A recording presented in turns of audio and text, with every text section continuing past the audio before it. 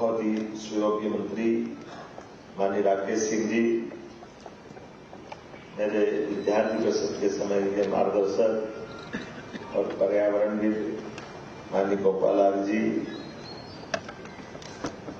अपने इसी क्षेत्र में सिद्धहस्तता रखते हुए जिनने अपनी बात रखी, माननीय पीपी सिंह जी, सुखवीर सिंह जी, भरत यादव जी, चक्रवर्ती जी, केपीएस राणा जी, इस अवसर पर मौजूद आप सब, आज का विषय थोड़ा हटके भी है और माननीय राकेश जी ने कहानी के माध्यम से इसका मर्म बताने का प्रयास भी किया है। आमतौर पर पर्यावरण से समन्वय और लोक निर्माण, ये ऐसा लगता सूर्य और चंद्र की तरह है। जब सूर्य निकलता तो चंद्र अपनी जगह छोड़ देता है, और जब चंद्र निकलता तो सूर्य को अपनी आवाज छिपाना पड़ती है। दोनों अलग अलग भूमिका में है, लेकिन कितना सुखद समन्वय शब्द इसमें आया है।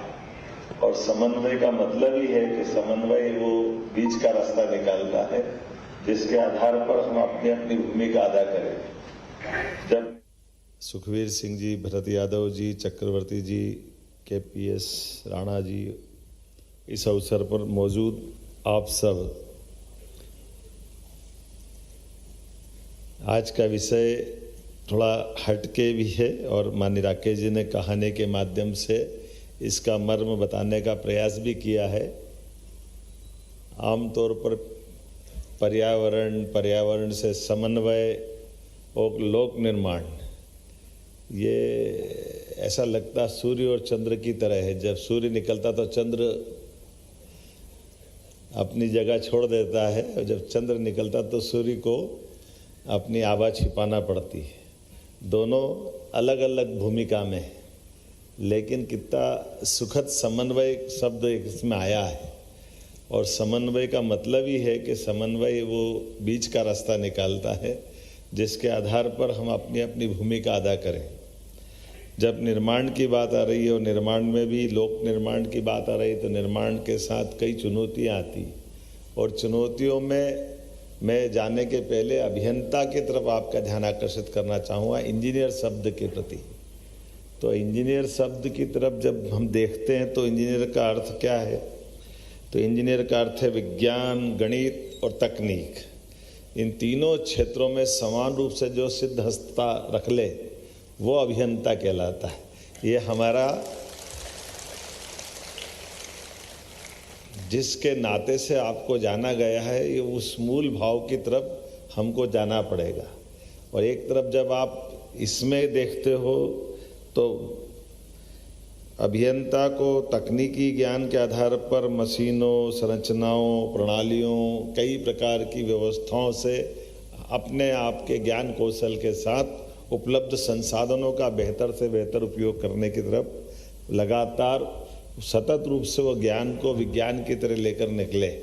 और इन व्यवस्थाओं से जब हम जोड़ के देखते हैं तो अब थोड़ा सा उधर अलग हटके है, जिसका आपने 170 साल पुरानी रेल प्रणाली से जोड़ करके राकेश जी ने बात कही।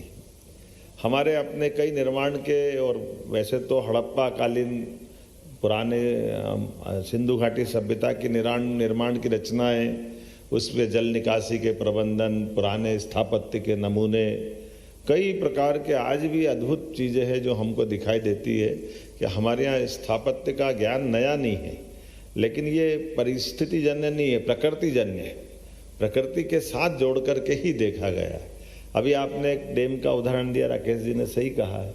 अभी मैं भी आपको वैसे बता भी चुका हूँ, हम भी जानते भी हैं कि भोपाल की रचना ही अगर अपन देखें, भोपाल जैसा महानगर एक तरह से राजधानी का हमारा नगर है, लेकिन यहाँ की जल रचना आज भी जीवंत है। बड़े तालाब से पानी हमको पीने का मिलता है। बड़ा तालाब हमारे लिए सजावट की चीज़ नहीं, लेकिन बड़ा तालाब सजावट की चीज़ नहीं, लेकिन बड़ा तालाब बना कैसे? तो बड़े तालाब को बनाने के लिए जिस रचना का उपयोग किया गया वो आज भी हमारे लिए आधुनिक साइंस की दृष्टि से पुराने विज्ञान को ज़्यादा मान्यता देने वाली है। कि आमतौर पर पानी की रचना जिसमें डैम में पानी भरना है तो पानी का डैम नदी की मुख्य धारा को रोक करके ही बनाया जाता है। मुख्य धारा से पानी पीछे रुकेगा, डैम बन गया। लेकिन ये वो टेक्नोलॉजी है जो एक चट्टान को चारों तरफ से, जो ऑलरेडी पुरानी प्राकृतिक चट्टान से पानी को स्टोर कर लिया है, उसकी कोई मुख्य धारा नहीं रोकी।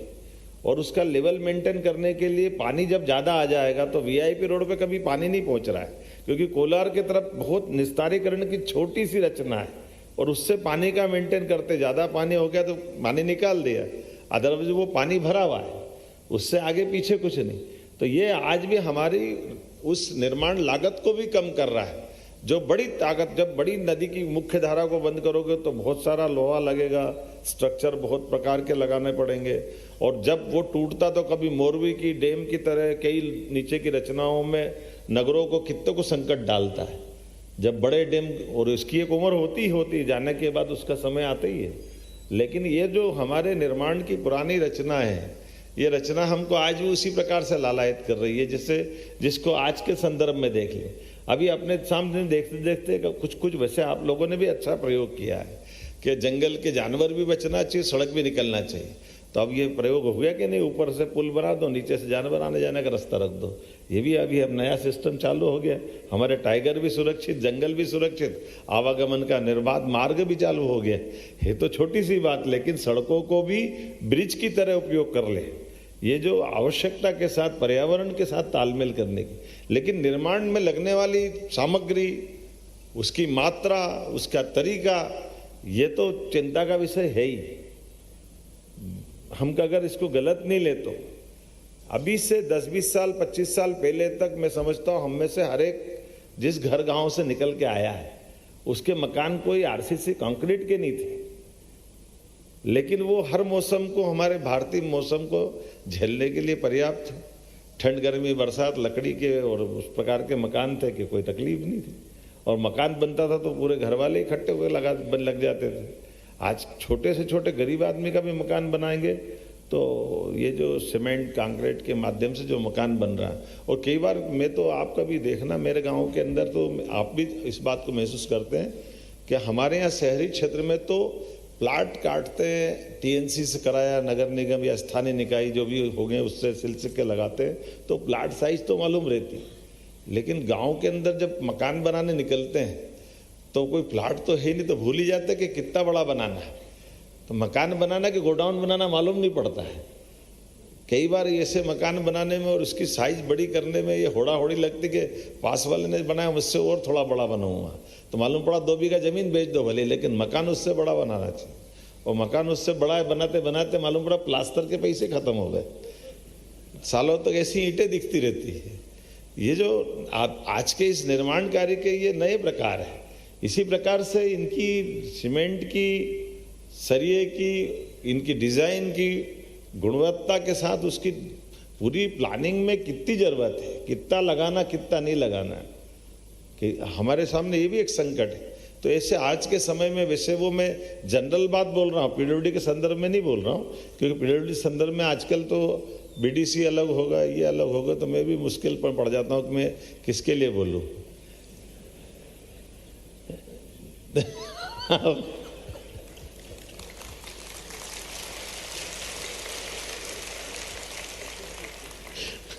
सरकार की मर्यादा भी होती है और मुख्यमंत्री की ज्यादा ही होती है, लेकिन समझदार को इशारा काफी रहता है। मैं जो बोलना चाह रहा हूं आप समझ रहे होंगे। ऐसे में हमने ये पवित्र भाव के साथ पर्यावरण और समन्वय लोक निर्माण विभाग के माध्यम से मैं मंत्री जी को बधाई देता हूं, पूरे विभाग को बधाई देता हूं। वाकई आपका बहुत सुंदर एक तरह से मन का संकल्प हुआ, और इस दृष्टि से हमारा ये बड़ा निर्णय है।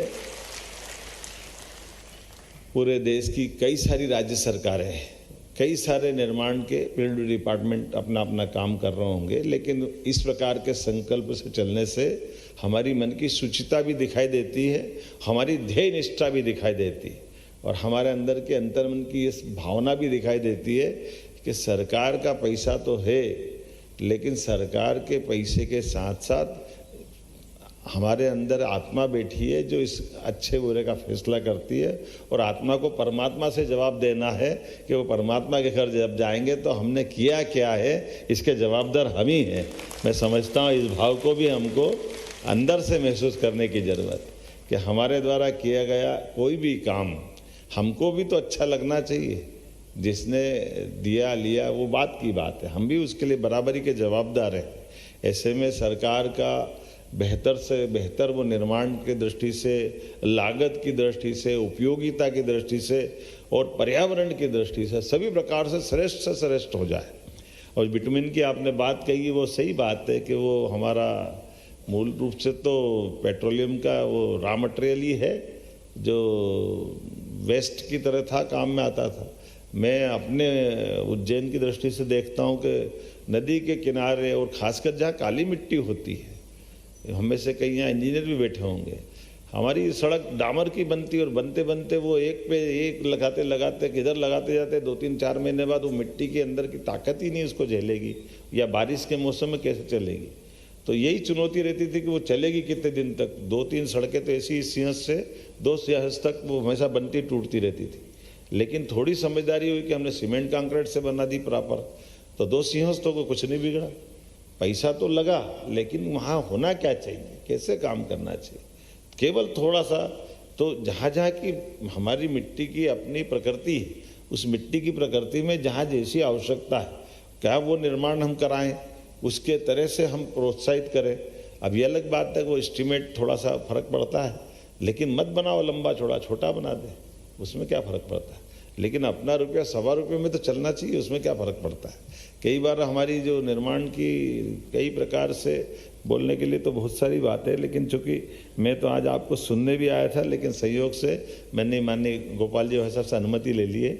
आज हमारे पंडित दीनदयाल उपाध्याय जी ने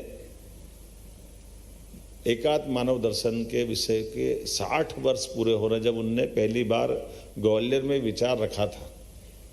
और उस विचार के माध्यम से हमारी ये जो अपनी मूल भावना, ये भी एकात्म मानव दर्शन की है। आज भी जो हम बात कर रहे हैं, इसको इसी प्रकार से भी समझ सकते हैं जैसे हम अपने ये जो पिंड है, इसको पिंड को भी यत पिंडे तत् ब्रह्मांड कहा गया है।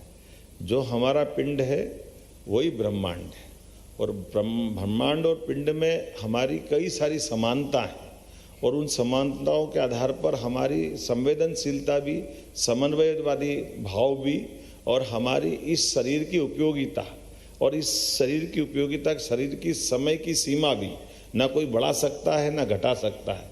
हर एक के शरीर के एक एक सांस के साथ महाकाल आपकी आत्मा में विद्यमान है, जो अपने हर जीवन की आने जाने वाली सांस से आपको जीवन देता जा रहा है। आपकी एक दिन की जिंदगी में 1 लाख कोशिकाएं मरती है, तब आपका एक दिन का जीवन होता है। ऐसी कई सारी बातों के साथ मैं मान के चलता हूँ। आज जब अपनी इतनी अच्छी बातों को आपने मौका दिया, इस कार्यशाला के लिए आपने हमारे टीपी सिंह जी को खास तौर पे आमंत्रित किया। बहुत अच्छे समाज सेवी पर्यावरण गोपाल आर्य जी यहाँ बैठे हैं। अब हमारी मुश्किल तो ये भी रहती है कि राजनेता ज़्यादा बोले तो बड़ी मुश्किल में पड़ जाता है कि इनको ही ज्ञान हो गया, क्या बाकी क्या करने वाले हैं। तो मैं धृष्टता न करते हुए अपनी बात को यहीं समेटता हूँ। सरकार के मुखिया होने के नाते से हमारे विभागों की ये दृष्टि आना चाहिए, जिसको सरल भाषा में हम ये कहें लीक से हटकर सोचने का तरीका, जिसके आधार पर हम अपनी उपयोगिता, हमारी भूमिका सरकार के साथ, प्रकृति के साथ में तालमेल करें। और हम बोल ही चुके हैं उन सारी बातों के साथ जिसके लिए हमने अपना ये पूरा आयोजन किया है। मेरी अपनी ओर से इस अवसर पर पीडब्ल्यूडी डिपार्टमेंट को बहुत गालियाँ पड़ती है निर्माण कार्य करते करते। मैं समझता हूँ कि उस भाव के दृष्टि से भी हम इसको देखें कि आपकी भावना अच्छी रहती है, लेकिन आप भी बहुत सारे दायरे में बंधे रहते हैं। तो उस दायरे को खोलने के लिए आज की यह कार्यशाला भी बड़ी भूमिका अदा करेगी। इस शुभकामना के साथ बहुत बहुत धन्यवाद।